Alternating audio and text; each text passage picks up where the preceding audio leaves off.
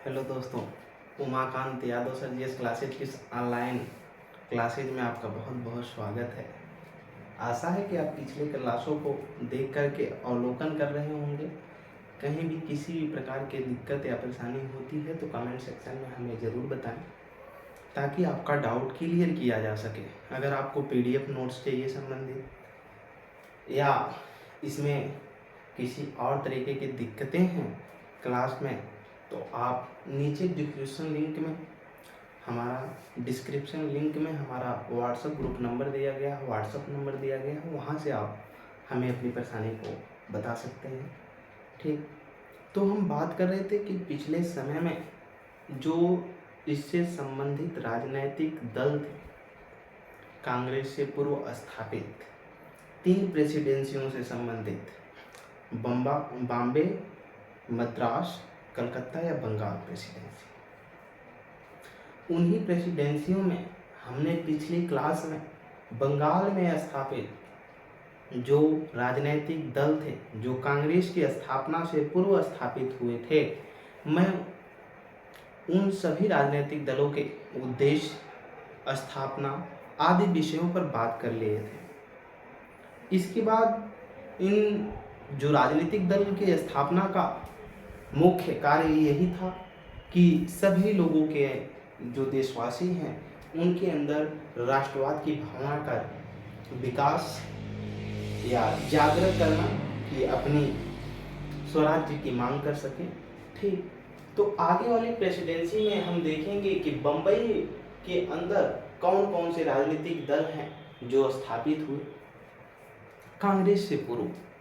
ठीक, कांग्रेस की भी स्थापना बम्बई में ही हुई 1885 में।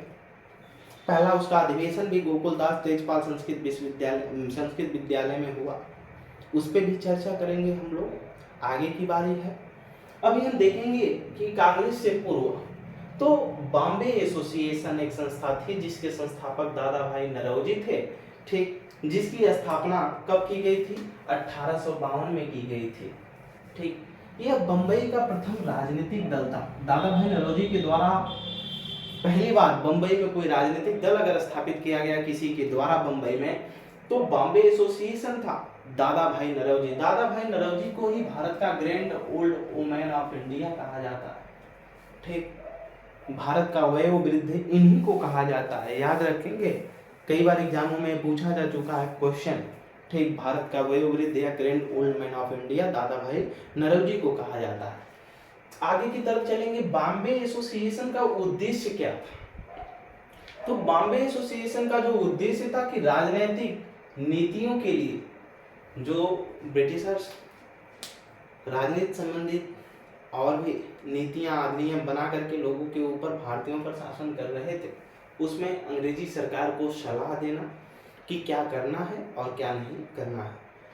एक ब्रिटिश संसद के लंबे समय तक दादा भाई नौरोजी उसके क्या रहे? सदस्य भी रहे। दादा भाई नौरोजी ने ही एक पुस्तक लिखा था, the poverty of un British rule in India, जिसमें पहली बार उन्होंने भारत की गरीबता को आकलन किया।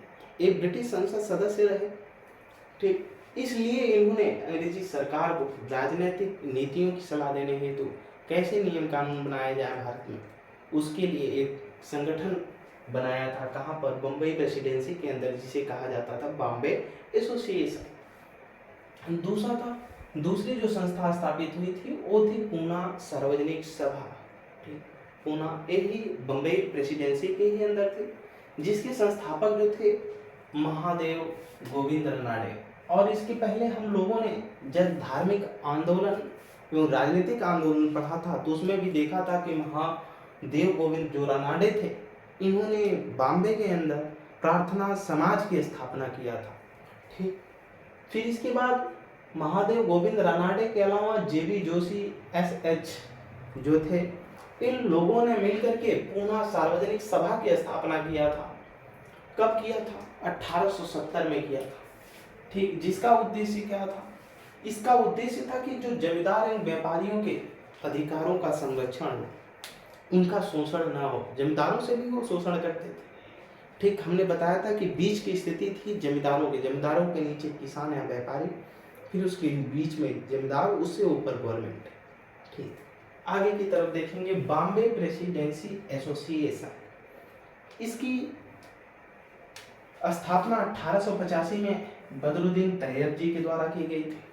और याद रखिएगा, बदरुद्दीन तैयब ही कांग्रेस के पहले मुस्लिम अध्यक्ष होंगे। कांग्रेस के पहले मुस्लिम अध्यक्ष बदरुद्दीन तैयब जी होंगे। इन्होंने 1885 में बॉम्बे प्रेसिडेंसी एसोसिएशन की स्थापना की, जिनके साथ में कई लोग रहे, अन्य सदस्यों का भी नाम हमने लिखा है। इसका जो उद्देश्य था बॉम्बे प्रेसिडेंसी एसोसिएशन का, कि लोगों में राजनीतिक विचारों का क्या करना, प्रचार प्रसार करना, लोगों को बताना कि हम कैसे यहाँ से स्वराज्य की प्राप्ति कर सकते हैं, इसका प्रचार प्रसार करना, राष्ट्रवाद की भावना को जागृत करना, प्रेस के माध्यम से या जिसके भी माध्यम से है, लोगों तक पहुँचना, बताना। इसको, इस संगठन के यही काम थे। और ये जितनी भी संस्थाएं स्थापित हुई थी, इन्होंने इल्बर्ट बिल पर, आर्म्स एक्ट पर, प्रेस एक्ट पर, जितने भी ये एक्ट अंग्रेजों के द्वारा लाए गए 1885 से पहले, उनके विरोध में इन लोगों ने उतरा। ठीक, आगे की तरफ चलेंगे, देखेंगे। फिर मद्रास प्रेसिडेंसी के अंतर्गत जो राजनीतिक दल स्थापित हुए थे, कांग्रेस से पार्टी के स्थापना से पूर्व मद्रास प्रेसिडेंसी, जो आज वर्तमान में मद्रास को चेन्नई कहा जाता है, जो कि तमिलनाडु राज्य की राजधानी है। ठीक, देखेंगे इसमें number 1 Madras native association. Madras native association की जो स्थापना हुई थी, कब हुई थी? ये 1852 में हुई थी।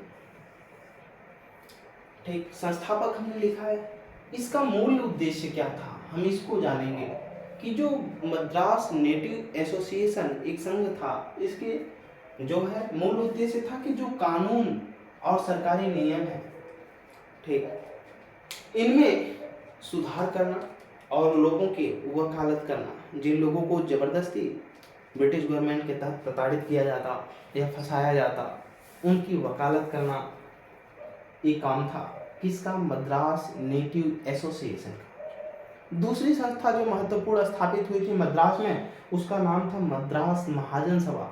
ये कई बार बीएड एंट्रेंस एग्जामों के परीक्षाओं में और भी जगहों पर, एसएससी जैसी परीक्षाओं में, ये इसकी स्थापना कहाँ हुआ था ये पूछा जाता है। तो इसकी स्थापना बॉम्बे में ही हुई, सॉरी मद्रास में ही हुई थी। मद्रास महाजन सभा के इसके संस्थापक जो थे, सुब्रमण्यम अय्यर जी थे, पी आनंद चार्लू और वी राघवाचारी। इन लोगों की मदद से 1884 में इसकी स्थापना की गई थी। इसका जो उद्देश्य था कि जमींदारों और किसानों के बीच संघर्ष को रोकना। हमने बताया था कि ब्रिटिश गवर्नमेंट हुआ करती थी, उनका राजस्व विभाग हुआ करता था, उसके अंतर्गत जमींदार नियुक्त किया जाते थे। अब उन जमींदारों के नीचे किसान हुआ करते थे, जिसे बोला जाता था जमींदारी व्यवस्था या क्या, मारवाड़ी व्यवस्था। ठीक, मालवाड़ी।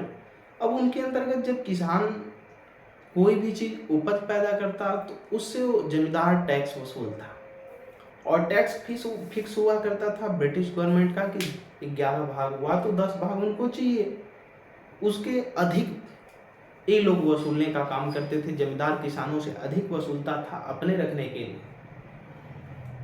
और ब्रिटिश गवर्नमेंट उनसे वसूलती थी, जमींदारों से। ये शोषण लगातार चलते रहे, फिर सूखा पड़ा, फिर भी उतना ही देना। इन्हीं चीज़ों के लिए और देश में राष्ट्रवाद की भावना उत्पन्न करने के लिए जो बुद्धिजीवी और विद्वान वर्ग का समाज था, उन लोगों ने प्रेस की स्थापना की। स्थानीय भाषाओं में प्रेस का विकास हुआ। जितने भी बिल लाए गए अलग अलग तरीके से, चाहे वो इल्बर्ट बिल हो, आगे चर्चा होगी इल्बर्ट बिल क्या थी, आर्म्स एक्ट आए क्या था उसके पे भी सर, प्रेस एक्ट क्या था। ठीक, हमने देखा पिछले समय में हमने जब प्रेस पढ़ाया था, निम्नलिखित जो मुख्य प्रेस संस्थाएं थी उसके विषय पे हमने बात किया था। ये जो पत्र पत्रिकाएं निकली जो स्थानीय भाषाओं में थी, इनके लाइसेंस जो रद्द कर दिए जाते थे। क्यों रद्द कर दिए जाते थे? क्योंकि ब्रिटिश गवर्नमेंट के खिलाफ जितना भी इन लोगों ने आवाज़ उठाया या लिखा, तो इनके प्रकाशन को रोक दिया गया।